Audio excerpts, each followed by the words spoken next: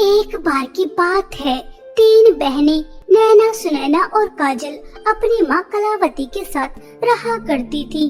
नैना और सुनैना दोनों जुड़वा थी और दिखने में बहुत ही ज्यादा सुंदर थी। और वहीं दूसरी तरफ उनकी बड़ी बहन काजल, वह नैना और सुनैना की तरह सुंदर नहीं थी, उसका रंग काला था। इसी वजह से दोनों बहनें काजल को अपनी बड़ी बहन नहीं मानती थी, उसका बहुत मजाक उड़ाती थी, उसके ऊपर हंसती थी। यहाँ तक कि एक दिन दोनों बहनें अपनी माँ से कहती हैं, मम्मी, आपको यह काली कलूटी बंदरिया कहाँ पर मिली थी? क्या आप इसे कचरे के डब्बे से उठाकर लेकर आई थी? आप भी कितनी ज्यादा सुंदर हैं। हम दोनों जुड़वा बहनें तो किसी अप्सरा से कम नहीं है। एक बार जो हमें देखता है, बार बार पलट कर देखना चाहता है। और ये तो हमारी बड़ी बहन कहीं से नहीं लगती। हमारे घर पर काला धब्बा है, धब्बा। पता नहीं कहाँ से आ गई काली कलूटी। नैना और सुनैना, बस बहुत हो गया। यह तुम्हारी बड़ी बहन है और मुझे बहुत प्यारी है। तुम्हें इसका रंग दिखाई देता होगा, लेकिन मैं इसका मन देखती हूँ, बिल्कुल शीशे की तरह साफ। किसी के लिए कोई छल कपट नहीं, सबसे प्यार करती है, तुम्हारी तरह नहीं है। चलो अपनी बड़ी बहन को भी शॉपिंग पर लेकर जाओ। कलावती नैना और सुनैना को बहुत सुनाती है और वह काजल को नैना और सुनैना के साथ शॉपिंग करने भेज देती है। तीनों बहनें मॉल पहुंच जाती हैं। तभी वहां पर कुछ औरतें तीनों बहनों को देखकर बातें करने लगती हैं। देखो देखो कावेरी बहन, इन तीनों बहनों में कितना जमीन और आसमान का फर्क है। दो जुड़वा बहनें तो पूर्णिमा की चांद की तरह चमक रही हैं और एक बहन अमावस की रात। ऐसा लगता है जैसे हंस के साथ कौवा चल रहा है। इस काली कलूटी की तो पता नहीं शादी भी कैसे होगी। अगर कोई शादी करके ले भी गया तो बेचारे के घर में अंधेरा ही हो जाएगा। इस तरह से सभी औरतें बेचारी काजल का बहुत मजाक उड़ाती हैं। काजल को बहुत दुख होता है। तीनों बहनें शॉपिंग करके घर वापस आ जाती हैं। तभी सुनैना अपनी माँ से कहती है, मम्मी मम्मी, बस अब हम इस काली कलूटी के साथ बाहर बिल्कुल भी नहीं जाएंगे। आपको पता है इस काली कलूटी बंदरिया की वजह से हम दोनों बहनों की कितनी ज्यादा इंसल्ट हुई है। हमें कोई शौक नहीं है रोज रोज अपनी इंसल्ट करवाने का। नैना और सुनैना, इन सब में तुम्हारी इंसल्ट कहाँ हो रही थी? वह सब तो मुझे काली कलूटी कह रही थी, मुझे चांद पर ग्रहण बता रही थी। इंसल्ट तो मेरी हो रही थी। तुम जानती हो, जब वह औरतें मेरे रंग रूप का मजाक उड़ा रही थी तो मुझे कैसा लग रहा था। लेकिन तुम नहीं समझोगी, क्योंकि कभी तुम्हारे किसी ने रंग रूप को लेकर मजाक नहीं उड़ाया ना, क्योंकि तुम तो सुंदर हो। लोगों को सुंदर लोग पसंद आते हैं। हाँ, सबको सुंदरता ही पसंद होती है, बस सूरत इंसान किसी को पसंद नहीं आते, इसलिए कोई तुझसे प्यार नहीं करता। और हम भी। नैना और सुनैना, तुम गलत कह रही हो। इंसान की सुंदरता उसके चेहरे से नहीं होती, उसके दिल से होती है। अरे मैं तो बातों बातों में भूल ही गई। तुम्हारी मौसी की बेटी की शादी है, कल हम सबको जाना है। समय पर तैयार रहना, ठीक है? और अब ये बातें करना बंद करो। नैना और सुनैना मुंह बनाकर वहाँ से चली जाती हैं। अगले दिन तीनों बहनें शादी में जाने के लिए तैयार हो रही थी। तभी दोनों बहनें काजल का मजाक उड़ाते हुए कहती हैं, नैना देख, यह काली कलूटी किस तरह से तैयार हो रही है। चाहे कितने भी अच्छे से तैयार हो जाए, लेकिन लगेगी तो ऐसी की ऐसी ही जैसी है। काली कलूटी बदसूरत, हमारी तरह सुंदर तो नहीं हो जाएगी। और यह देख, इसके काले हाथों पर यह नेल पॉलिश कैसी लग रही है। मेरी तो हंसी ही नहीं रुक रही। यार यह कितनी ज्यादा बदसूरत है। काजल अपनी दोनों बहनों की बात एक कान से सुनती है और दूसरे कान से निकाल देती है। तीनों बहनें तैयार होकर अपनी माँ के साथ शादी में चली जाती हैं। लेकिन बेचारी काजल को शादी में भी अपने रंग रूप की वजह से बहुत कुछ सुनना और सहना पड़ता है। शादी में सभी उसका बहुत मजाक उड़ाते हैं। औरतें हो या लड़कियाँ, बेचारी काजल को देख देख कर हंस रही थी। काजल से यह सब कुछ बर्दाश्त नहीं हुआ और वह शादी छोड़कर बाहर आ जाती है और बहुत रोती है।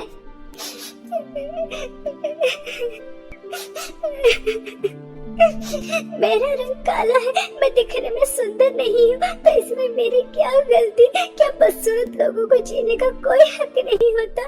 लोग बाग उन्हें उनकी जिंदगी में खुश क्यों नहीं रहने देते? आखिर दुनिया वालों को क्या मिलता यह कहकर कि तुम बदसूरत हो? मैं जैसे भी हूँ मैं खुश रहना चाहती हूँ, लेकिन नहीं, ये दुनिया वाले मुझे खुश भी नहीं रहने देते। यहाँ तक कि मेरी बहनें भी सब मेरे ऊपर कैसे हंस रहे थे, जैसे मैं इंसान ही ना हूँ। इस तरह से काजल बहुत फूट फूट कर रो रही थी कि तभी उसे एक जख्मी बिल्ली नजर आती है। वह उसे प्यार करती है, उसके जख्मों पर जड़ी बूटी लगाती है, पानी पिलाती है। वह बिल्ली बिल्कुल स्वस्थ हो जाती है और वह भागने लगती है। काजल को वह बिल्ली बहुत प्यारी लग रही थी, इसलिए वह उसे पकड़ने के लिए उसके पीछे पीछे भागती है। वह बिल्ली भागते भागते एक अलग ही दुनिया में चली जाती है। काजल उस दुनिया के सुंदर नजारे देखकर चौंक जाती है। तभी उसे 3 नदी नजर आती हैं। एक नदी में सोने की नील पॉलिश बह रही थी, दूसरी नदी में चांदी की नील पॉलिश बह रही थी और तीसरी नदी में बिल्कुल सादी नील पॉलिश बह रही थी। अरे वह बिल्ली कहाँ है जिसकी मैंने सेवा की थी? और यह नील पॉलिश की नदियाँ किसकी है? ऐसी नदियाँ तो मैं अपनी जिंदगी में पहली बार देख रही हूँ। मैं कहाँ पर आ गई? मुझे तो कुछ भी समझ में नहीं आ रहा। मुझे यहाँ से वापस जाना चाहिए। मम्मी, नैना और सुनैना मेरा इंतजार कर रही होंगी। ऐसा सोचकर काजल वापस आ जाती है और घर आ जाने के बाद बस उसे नेल पॉलिश की 3 नदियां ही नजर आ रही थी। सुबह हो जाने के बाद वह नैना और सुनैना को नेल पॉलिश की 3 नदियों के बारे में बताती है। कहीं तो हमसे झूठ तो नहीं बोल रही? तूने सच में इस दुनिया से अलग ही दुनिया देखी है और वहाँ पर नेल पॉलिश की 3 नदियाँ हैं, वो भी सोने और चांदी की। सुनैना चल इस काले बंदरिया की बात मान लेते हैं और चलते हैं वहाँ पर। नैना और सुनैना काजल की बात मानकर उसके साथ वह नेल पॉलिश की 3 नदियाँ देखने जाने लगती हैं। लेकिन इस बार काजल को रास्ता पहले की तरह साफ नहीं मिलता। जंगल में बहुत ही ज्यादा डरावनी आवाजें आ रही थी। तभी सुनैना नैना से कहती है, नैना यह काजल की बच्ची काली कलूटी हमें कहाँ पर लेकर जा रही है? कहीं ये हमें यहाँ पर मारने के लिए तो नहीं लेकर आई? मुझे तो कुछ दाल में काला नजर आ रहा है। चल इससे पहले ये हमारे साथ कुछ गलत करे, हम दोनों ही इस काले कलूटी का हमेशा हमेशा के लिए काम तमाम कर देंगे। इस काले साए से भी छुटकारा मिल जाएगा।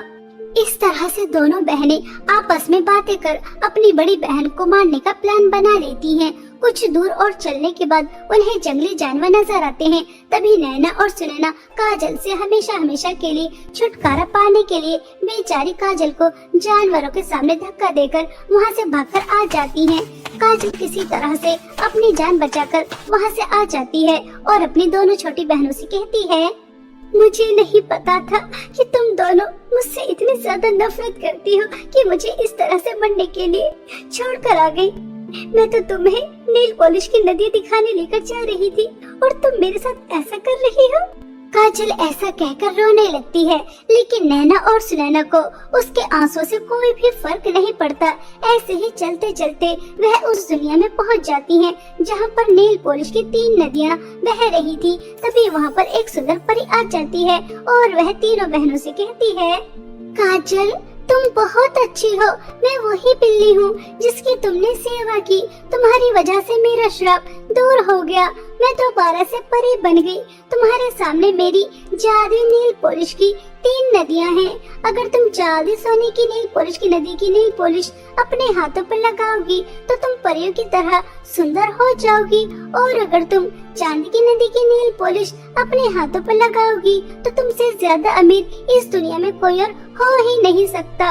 और अगर तुम तीसरी नदी की नील पॉलिश लगाओगी जो बिल्कुल सादी है, तो ना तो तुम्हें सुंदरता मिलेगी और ना ही धन दौलत, बल्कि उसके बदले तुम्हें बूढ़ी परियों की सेवा करनी होगी, जिसे सिर्फ एक अच्छा इंसान ही कर सकता है।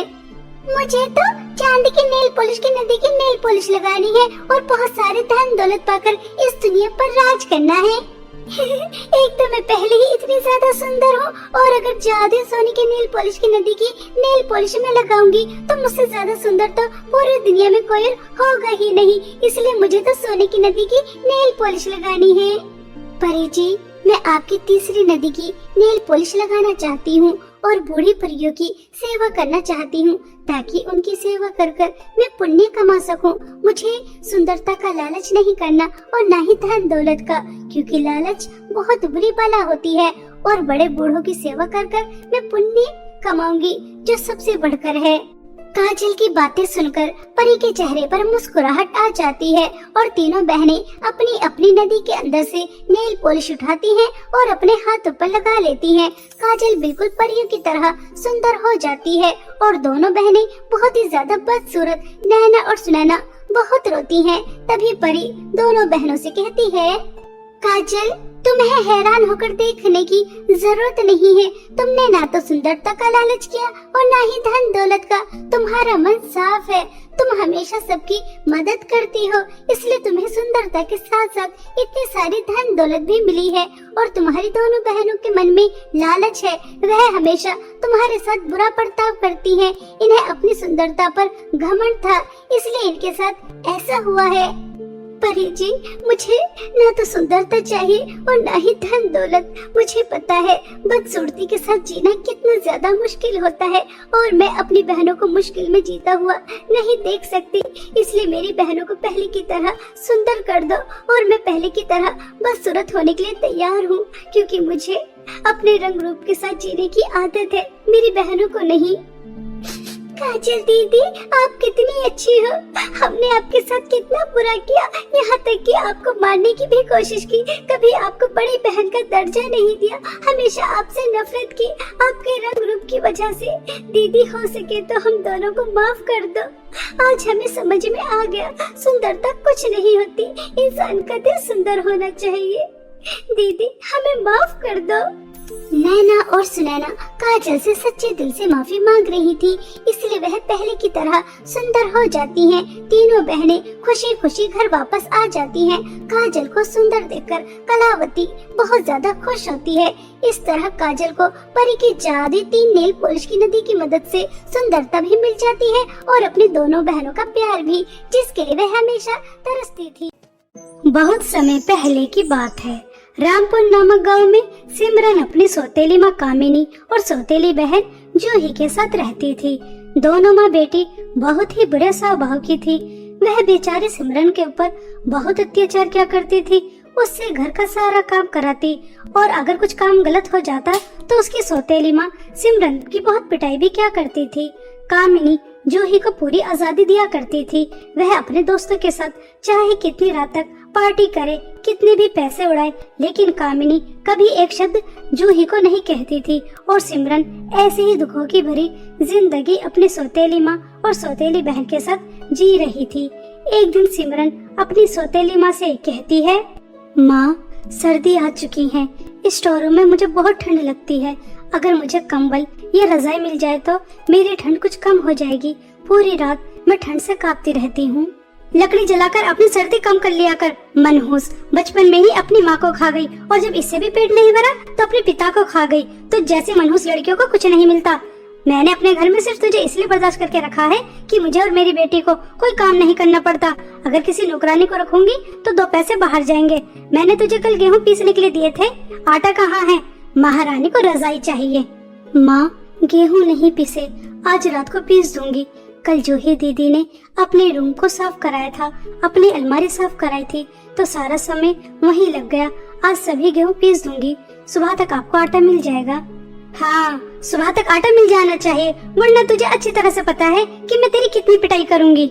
ऐसा कहकर कामिनी वहाँ से चली जाती है और सिमरन झाड़ू पोंछा, कपड़े धोना, इस्त्री करना सब काम करके अपने स्टोर रूम में अपने हिस्से का खाना लेकर चली जाती है और गार्डन से कुछ लकड़ियां इकट्ठा करती है और उन्हें जलाकर उसी के सामने बैठकर खाना खाती है। और कुछ समय बाद आग के सामने बैठकर ही सारे गेहूं चक्की पर पीसती है। गेहूं पीसते पीसते सिमरन के हाथ में छाले निकल आते हैं और सिमरन चक्की के पास बैठी बैठी ही सो जाती है। सुबह के 8 बज जाते हैं, लेकिन उसकी आंखें नहीं खुलती। तभी जूही बहुत गुस्से में सिमरन के पास आती है और उससे कहती है, क्यों नौकरानी, तुझे एक बार की बात समझ में नहीं आती? माँ ने तुझे कितनी बार कहा है कि तुझे सुबह को 5 बजे उठना है, 8 बजे नहीं। मम्मी और मुझे कितनी भूख लगी है, तुझे इस बात की जरा भी चिंता नहीं है। चल जल्दी से हमारे लिए नाश्ता तैयार कर। और हाँ, ये रहा मेरा सुंदर लहंगा, इस पर इस्त्री भी कर देना। और उसके बाद तुझे मेरे मैनिक्योर और पेडिक्योर भी करना है। मेरा मुंह क्या देख रही है, चल काम पर लग जा। जूही दीदी, मैंने पूरी रात गेहूं पीसे हैं, जिसकी वजह से मेरे हाथों में छाले निकल आए। अगर मैं दवाई लगाकर थोड़ी देर आराम कर लूंगी तो उसके बाद मैं आपके लहंगे पर इस्त्री भी कर दूंगी और आपका मैनिक्योर और पेडिक्योर भी कर दूंगी। लेकिन दीदी, नाश्ता आप खुद बना लो। क्या कहा? नाश्ता और मैं बना लूं? तेरा दिमाग तो खराब नहीं हो गया? मैं घर की शहजादी हूँ और शहजादियाँ कभी काम नहीं क्या करती। तेरे हाथ में छाले निकल रहे हैं, इससे हमें कोई फर्क नहीं पड़ता। चुपचाप हमारा नाश्ता तैयार कर और उसके बाद जो काम दिया है उसे खत्म कर। आई बड़ी आराम करने वाली, चल यहाँ से। जूही को जरा भी सिमरन के ऊपर दया नहीं आती और वह सिमरन को काम बताकर चली जाती है। और सिमरन नाश्ता बनाने के लिए चली जाती है। उसके हाथ में बहुत दर्द हो रहा था, लेकिन बेचारी सिमरन करती भी तो क्या करती, उसकी सुनने वाला घर में कोई नहीं था। सिमरन पहले तो नाश्ता तैयार करती है, उसके बाद दोनों माँ बेटियों को नाश्ता देती है और नाश्ता देने के बाद जूही के लहंगे पर इस्त्री करने चली जाती है। इस्त्री करते समय सिमरन गहरी सोच में चली जाती है। अगर आज माता पिताजी जिंदा होते तो कितना अच्छा होता। मैं अपनी सौतेली माँ और सौतेली बहन का अत्याचार नहीं सह रही होती। मुझसे घर का कितना ज्यादा काम करवाया जाता है, जैसे मैं इंसान ही ना हूँ। मेरे हाथ में कितना दर्द हो रहा है, लेकिन मेरी सौतेली माँ और सौतेली बहन को जरा भी फर्क नहीं पड़ता। वो मुझसे इतने दर्द में भी काम करा रही हैं। काश मैं भी अपने माता पिता के पास चली जाऊं तो अच्छा रहेगा। सिमरन ऐसा सोचकर रो रही थी। तभी सिमरन को किसी चीज के जलने की बू आती है। जैसे ही सिमरन लहंगे की तरफ देखती है तो पूरा लहंगा पूरी तरह से जल चुका था। ये देखकर सिमरन घबरा जाती है, क्योंकि उसे अच्छी तरह से पता था इस लहंगे की उसे बहुत महंगी कीमत चुकानी पड़ेगी। अरे नहीं, ये क्या अनर्थ हो गया। अगर इसके बारे में जूही दीदी और माँ को पता चल गया तो पता नहीं वो मेरे साथ क्या करेंगी, कहीं मुझे जान से ही न मार दें। ऐसा कहकर सिमरन बहुत घबरा रही थी। तभी वहाँ पर जूही आ जाती है और अपने लहंगे को जला देखकर आग बबूला हो जाती है और वह सिमरन के एक जोर से थप्पड़ मारती है और चिल्लाकर अपनी माँ को बुलाती है। मम्मी, मम्मी, जल्दी से यहाँ आओ। देखो, इस नौकरानी ने मेरा कितना सुंदर लहंगा जला दिया। इस नौकरानी की पहले ही मेरे इस लहंगे पर नजर थी और इसने जानबूझकर मेरा लहंगा जला दिया। मम्मी जी, जल्दी से यहाँ आओ। जूही की आवाज सुनकर कामिनी भाग कर आती है। तभी जूही कामिनी को सब बताती है किस तरह से सिमरन ने उसका कीमती लहंगा जला दिया। तभी कामिनी इस्त्री उठाकर सिमरन के हाथ पर लगा देती है। तभी सिमरन रोते हुए अपनी सौतेली माँ से कहती है, माँ, ये आपने क्या कर दिया? मुझे कितनी जलन हो रही है। आपने मेरा हाथ जला दिया। पहले ही मेरे हाथ में छाले निकल रहे थे और आपने इस्त्री लगा दी है। मुझे बहुत दर्द हो रहा है। ये लहंगा मैंने जानबूझकर नहीं जलाया। आप दोनों मेरे ऊपर इतना जुल्म और अत्याचार क्यों करती हो? मैं भी तो इस घर की बेटी ही हूँ, सौतेली हूँ, लेकिन हूँ तो आपकी बेटी ही। मैंने कभी तुझे अपनी बेटी नहीं समझा। तू नौकरानी है तो नौकरानी ही रहेगी। पहले ही मेरी बेटी का इतना सुंदर लहंगा जला दिया, अब तुझे एक हफ्ते तक अन्न का एक दाना नहीं मिलेगा। तब तुझे पता चलेगा कि नुकसान करने की क्या कीमत चुकानी पड़ती है, मनहूस। ऐसा कहकर जूही और कामिनी वहाँ से चली जाती हैं और बेचारी सिमरन रोते हुए अपने जले हाथ पर ठंडा पानी डालती है, उस पर टूथपेस्ट लगाती है और उसके बाद अपनी माँ की तस्वीर को देखकर बहुत रोती है। ऐसे ही कुछ दिन बीत जाते हैं। एक दिन गांव में राजमहल द्वारा अनाउंसमेंट होती है। सुनो सुनो गाँव वासियों, राजमहल की रानी अपने बेटे की शादी कराना चाहती हैं, इसलिए वह बहुत बड़ी पार्टी का आयोजन कर रही हैं। इस गांव की सभी सुंदर लड़कियों को इस पार्टी में आमंत्रित किया जाता है। सभी लड़कियां सुंदर सुंदर लहंगे पहनकर इस पार्टी में आएंगी। रानी को जो भी सुंदर लड़की अपने बेटे के योग्य लगेगी वह उससे राजकुमार की शादी कराएंगी। यह अनाउंसमेंट सुनकर गांव की सभी लड़कियां खुश हो जाती हैं और गांव की सभी लड़कियां अपनी अपनी तैयारियों में जुट जाती हैं। वहीं दूसरी तरफ जूही अपने लिए बहुत सुंदर लहंगा खरीद कर लेकर आती है और अपनी माँ को दिखाती है। मम्मी, आपको पता है पूरे गांव में सबसे ज्यादा सुंदर मैं ही हूँ। राजकुमार की शादी तो मुझसे ही होगी। देखिए मैं कितना सुंदर लहंगा लेकर आई हूँ। ये लहंगा पहनकर तो मैं और भी ज्यादा सुंदर लगूंगी। और हाँ मम्मी, इस सिमरन की बच्ची से इस लहंगे को दूर ही रखना, कहीं पहले की तरह इस लहंगे को भी न जला दे। हाँ मेरी बच्ची, इस सुंदर लहंगे को मैं उस मनहूस से दूर ही रखूंगी। और मेरी प्यारी बच्ची, इसमें कोई शक ही नहीं है, राजकुमार से शादी तो तुमसे ही होगी। मेरी शहजादी बिटिया बहुत जल्द एक राजकुमारी बनने वाली है। मेरी बेटी राज करेगी, राज। ऐसा कहकर दोनों माँ बेटी बहुत खुश होती हैं और जो ही अपने लहंगे को अपने रूम में रखने चली जाती है। यह बातें सुनकर सिमरन को बहुत दुख होता है। गांव की सभी सुंदर लड़कियां लहंगे पहनकर राजमहल में जाएंगी और वह नहीं जा पाएगी। यह सोचकर सिमरन अपने माता पिता को याद कर कर बहुत रोती है। माँ, आप हमेशा कहती थी कि मेरी शादी एक राजकुमार से होगी, क्योंकि मैं किसी राजकुमारी से कम नहीं लगती। देखिए ना माँ, आपकी बेटी के साथ क्या हो रहा है। आपको तो स्वर्ग से सब दिखाई दे रहा होगा कि मेरी सौतेली माँ और सौतेली बहन मेरे ऊपर कितना जुल्म करती है। ऐसा कहकर सिमरन बहुत रोती है। तभी उसके स्टोर रूम में बहुत सुंदर एक परी आती है और वह परी सिमरन से कहती है, सिमरन, तुम्हें उदास होने की जरूरत नहीं है। तुम्हारी माँ ने तुम्हारी पुकार सुन ली है। उन्होंने मुझे तुम्हारी मदद के लिए तुम्हारे पास भेजा है। तुम्हारी माँ ने तुम्हारे लिए ये सुंदर जादुई लहंगा दिया है। इसे पहनकर तुम राजमहल जाओगी। सच में परी, तुम्हें मेरी माँ ने मेरी मदद के लिए भेजा है। मेरी माँ कितनी अच्छी है। परी, आपको पता है पूरे संसार में माँ से अच्छा कोई नहीं होता। परी, तुम्हारा भी बहुत बहुत धन्यवाद। आप मेरे लिए मेरी माँ का आशीर्वाद लेकर आई हैं इस जादुई लहंगे के रूप में। अब मैं इस जादुई लहंगे को पहनकर राजमहल में जाऊंगी। मैं बहुत खुश हूँ। सिमरन को जादुई लहंगा देकर परी गायब हो जाती है और जैसे ही सिमरन वह जादुई लहंगा पहनती है तो सिमरन बहुत ही ज्यादा सुंदर हो जाती है, बिल्कुल एक राजकुमारी की तरह। उसके जितने भी जख्म होते हैं वो भी ठीक हो जाते हैं। और अब वह दिन भी आ ही जाता है जिस दिन गांव की सभी लड़कियों को सुंदर सुंदर लहंगे पहनकर राजमहल की पार्टी में जाना था। गांव की सभी लड़कियां और जूही बहुत अच्छे से तैयार होकर राजमहल चली जाती हैं और कुछ समय बाद सिमरन भी अपना जादुई लहंगा पहनकर राजमहल चली जाती है। सिमरन बिल्कुल भी किसी के पहचानने में नहीं आ रही थी। तभी सिमरन को देखकर जूही अपनी माँ से कहती है, मम्मी, ये सुंदर लड़की कौन है? आज से पहले तो मैंने कभी अपने गांव में इतनी सुंदर लड़की नहीं देखी। तो फिर ये कौन है? अरे बेटा, ये कोई आम लड़की नहीं है। ये किसी राजघराने की लड़की दिखती है। जरूर रानी या राजकुमार से मिलने आई होगी। तुम चिंता मत करो, राजकुमार से तो शादी तुम्हारी ही होगी। वहीं दूसरी तरफ सिमरन बहुत खुश थी। वह राजमहल में बहुत एंजॉय करती है। कुछ समय बाद राजकुमार और रानी भी आ जाते हैं।